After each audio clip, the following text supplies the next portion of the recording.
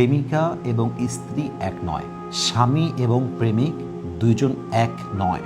এর মাঝে আকাশ এবং জমিনের ফারাক আছে, বিশাল একটা পার্থক্য আছে। যারা বোকা তারা হারামের পেছনে ছোটে, আর যারা চালাক তারা হালালের পেছনে ছোটে।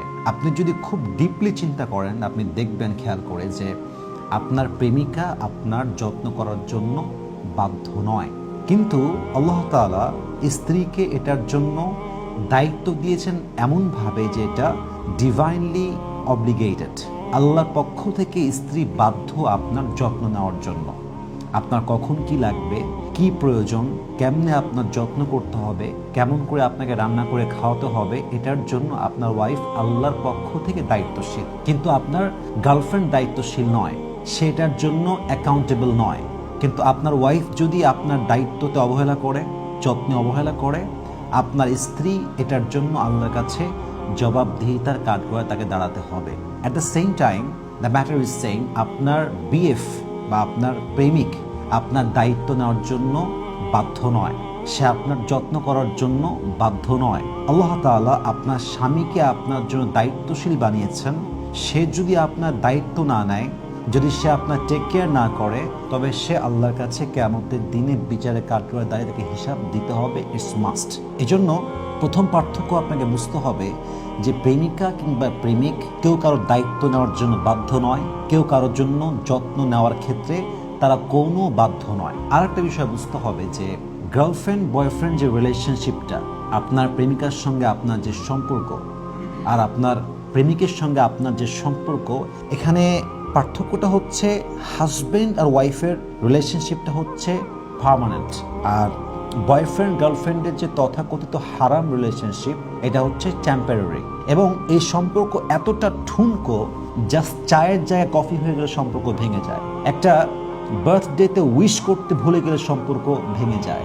জাস্ট একটু ডান বাম হলেই হারাম সম্পর্ক ভেঙে যায়। কিন্তু হাজব্যান্ড অ্যান্ড ওয়াইফের রিলেশনশিপটা এতটা ঠুনকো নয়, এতটা উইক নয়। It's really strong relationship.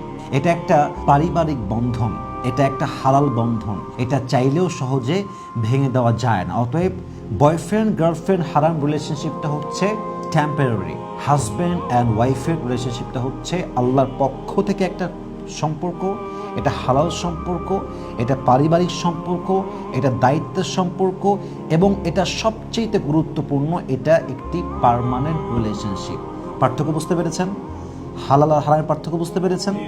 আর একটা বিষয় বুঝবেন যে আপনার প্রেমিকা আপনার বাচ্চার মা হওয়ার যোগ্যতা রাখে না। এটা ভাবছেন কখনো? আপনার প্রেমিকা রিলিজিয়াসলি, অর্থাৎ যদি আপনি ধর্মের দিক থেকে দেখেন, অথবা আপনি যদি সোশ্যালি সামাজিকভাবে দেখেন, আপনার প্রেমিকা মাদারহুড হওয়ার কোনো যোগ্যতা রাখে না, কারণ সে আপনার জন্য বৈধ নয়। আপনি যদি প্রেমিকার মাধ্যমে কোনো বাচ্চা পৃথিবীতে নিয়ে আসেন, আল্লাহ যদি দেয়, তবে এটা হারাম হবে, এটা বৈধ হবে না। ইসলামের পার্সপেক্টিভ থেকে সামাজিকভাবে আপনার প্রেমিকা কিন্তু আপনার বাচ্চার মা কখনো বৈধভাবে হতে পারবে না। কিন্তু একজন ওয়াইফ, সে চাইলে আপনার বাচ্চার মা হতে পারবে না? পারবে, কারণ আল্লাহ তাআলা এটাকে হালাল করেছেন। এটা হচ্ছে আপনার বংশের ধারা, এটা হচ্ছে আপনার বংশের সিলসিলা। কিন্তু হারামে কিন্তু এইটা অ্যালাউ না, ইভেন এটা সামাজিকভাবেও বৈধ নয়। অতএব এটা মাথায় রাখতে হবে যে একজন প্রেমিকা এবং একজন স্ত্রী কখনোই এক হতে পারে না। আর একটা জিনিস বলছেন, হারাম রিলেশনশিপে কোনো শ্বশুর বাড়ি থাকে না, কিন্তু হালাল রিলেশনশিপে শ্বশুর বাড়ি আছে না নাই, শাশুড়ি আছে না নাই, একটা ভিন্ন পরিবার আছে। আর একটা ইন্টারেস্টিং বিষয় দেখেন, প্রেমিকার সঙ্গে আপনাদের সম্পর্ক ইজ রিস্কি রিলেশনশিপ। এটা খুবই ঝুঁকিপূর্ণ। কোথাও মিট করতে গেছেন, ভয়ে কাঁপতেছেন। কোনো হোটেলে যাবেন, আপনি ভয়ে কাঁপতেছেন। আপনি কোথাও কি 2 মিনিট বসে বসে কথা বলবেন, হায় হায় হায়, বাপ দেখে ফেলতে পারে, মা দেখে ফেলতে পারে, বন্ধু দেখে ফেলতে পারে, অমুকে দেখে ফেলতে পারে, একটা ভয় আছে। কিন্তু হালাল সম্পর্ক হচ্ছে একদম সেফ। আপনি আপনার বউকে বিয়ে করবেন, আপনি পার্কে গিয়ে ঘোরেন, আপনার বউ কিনে আপনি 5 স্টার হোটেলে গিয়ে স্টে করেন, আপনার বউ কিনে আপনি নদীর ধারে ঘুরে বেড়ান, আপনার বউ কিনে আপনি রিক্সায় ঘোরেন, একটা বাসায় ভাড়া নিয়ে থাকেন, নট আ বিগ ডিল। কারণ আপনার রিলেশনশিপটা হালাল।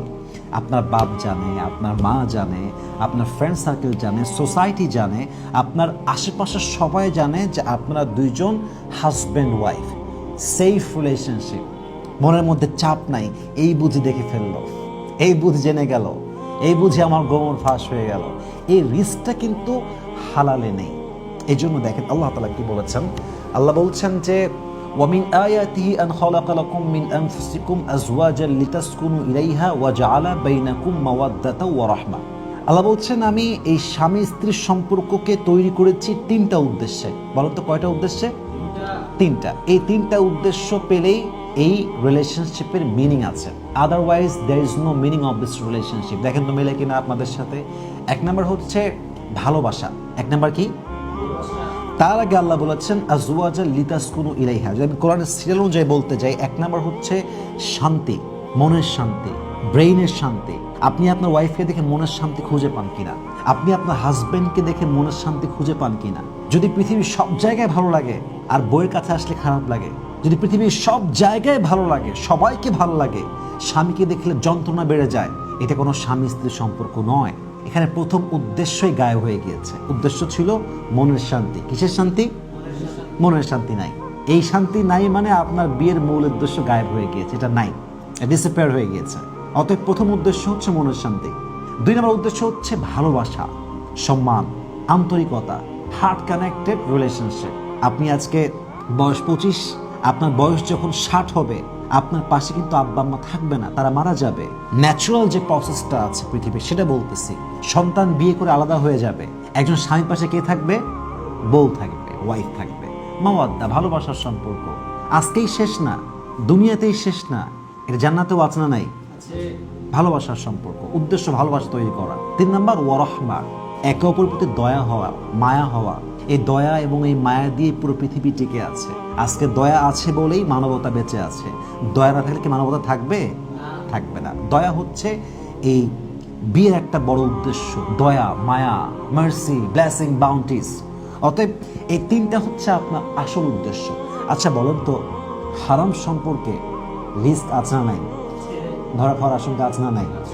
সামাজিকভাবে লাঞ্ছিত হওয়ার আশঙ্কা আছে না নাই? এখানে হচ্ছে রিস্ক আছে। আর যেখানে রিস্ক আছে ওখানে কি মানুষ মনের শান্তি খুঁজে পায়? আল্লাহ বলছে রিস্কে যেও না, তোমরা সহজ জায়গায় আসো, তোমরা সেফ প্লেসে আসো। আজকে আপনি বিয়ে করেছেন, হোটেলে থাকবেন আপনার ওয়াইফকে নিয়ে গিয়ে, আপনার কোনো ভয় নাই। কেউ আসছে, আপনার কি সত্যি husband wife? Yes, we husband wife. কি প্রমাণ লাগবে আপনার? বাপকে কল দিবেন দেন, মাকে কল দিবেন দেন, not a big deal, they know about it, no tension, কোনো সমস্যা নাই। আপনি বাসায় আসছেন, আপনার গার্লফ্রেন্ড তার নিজের বাসায়, আপনি আপনার বাসায়। আপনি বাসায় এসে একা একা শুয়ে আছেন, আপনাকে খাওয়াই দিবে আপনার কেউ নাই, মশে টাঙাই দিবে কেউ নাই, আপনার কাপড় ধুয়ে দিবে কেউ নাই, একটু চা করে খাওয়াবে কেউ নাই। ভালোবাসা নাই লাইফে। আর যেটা আছে ওটা ওই জায়গায় আছে যেখানে রিচ করা যাচ্ছে না। রিচ করা কেন যাচ্ছে? কারণ এটা হালাল না। আর একটা বিষয় খেয়াল করেন, স্বামী স্ত্রীর সম্পর্কই হচ্ছে এমন সম্পর্ক যেখানে যত আঘাত লাগুক, মারামারি হোক, দিন শেষে আবার মিলে যায়। সকালে এমন মারামারি হয় যে রাতে মনে হয় আর কোনোদিন কথাই হবে না, রাতে গিয়ে আবার দুইজন একসঙ্গে মিলে যায়। কিন্তু হারামের ক্ষেত্রে সমস্যাটা কোথায়? মারামারি হয়ে গেল, কাটাকাটি হয়ে গেল, তার বাসায় থেকে গেল, তার বাসায় সে থেকে গেল, কোনোদিন দেখা হবে কি হবে না শিওর না, শেষ এখানে সম্পর্কটা। তার মানে হালালের মাঝে মনের শান্তি আছে, সুখ আছে, হালালের মাঝে একে অপরের প্রতি দায়িত্ব আছে, ভালোবাসা আছে, আছে না নাই? আবার হালালের মধ্যে কি আছে? দয়া আছে, মায়া আছে, আন্তরিকতা আছে, এবং আল্লাহর পক্ষ থেকে একটা হালালে বরকত আছে না নাই? অতএব আজ থেকে আমাদের মূল উদ্দেশ্য হচ্ছে আল্লাহকে পাওয়া, হারাম থেকে বের হওয়া, হালালে অ্যাটাচড হওয়া। আমি দোয়া করি আল্লাহ সবাইকে যেন হালালভাবে চলার তৌফিক দান করে। আমরা সবাই পড়ছি আমিন।